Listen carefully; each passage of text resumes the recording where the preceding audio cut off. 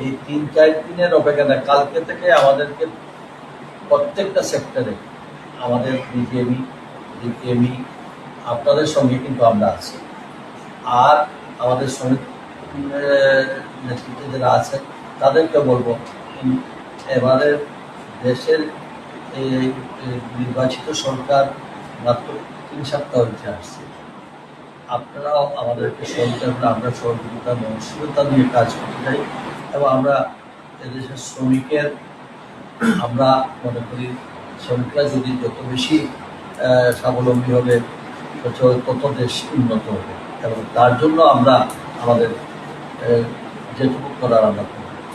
আশা করি আপনারা, আমাদের মাননীয় সংসদ সদস্যরা বলছেন, আমাদের জেলা প্রশাসন আছেন, পুলিশ প্রশাসন আছেন, আমাদের অন্যান্য সংস্থা আছেন, আমাদের যে ইন্ডাস্ট্রিয়াল পুলিশ আছেন, সবাই মিলে আমরা কাছে থেকে শুরু করবো। আমরা কিন্তু আপনার 24 আওয়ার্স আমাদের, আমরা ব্যাংকের যদি কোনো প্রবলেম থাকে বিজেপি বিকেবি, আমরা গভর্নরের সঙ্গে, উনিও স্ট্যান্ড বাই আছেন, ফাইন্যান্স সেক্রেটারিও আমার সঙ্গে কথা বলা হয়েছে।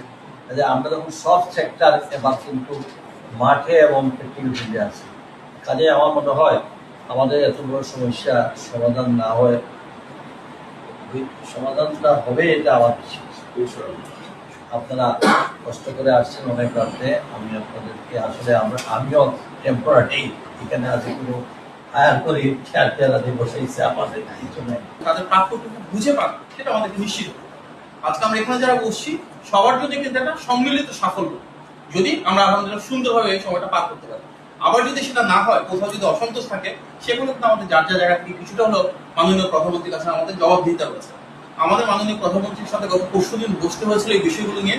সেখানে দেখেছি আমাদের মাননীয় মন্ত্রী উনি খুব সিরিয়াসলি বলেছেন এই জিনিসগুলো দেখার জন্য। আজকেও কিন্তু আমার ব্রিটিশ হাইকমিশনের সাথে একটা মিটিং ছিল, ওনার নির্দেশনা সেই হাইকমিশনের মিটিং অর্ধেক থেকে আগে চলে আসছে, কারণ এই জিনিসটাকে এত বেশি আমরা প্রায়োরিটি দিচ্ছি সরকারের সর্বোচ্চ পর্যায়ে।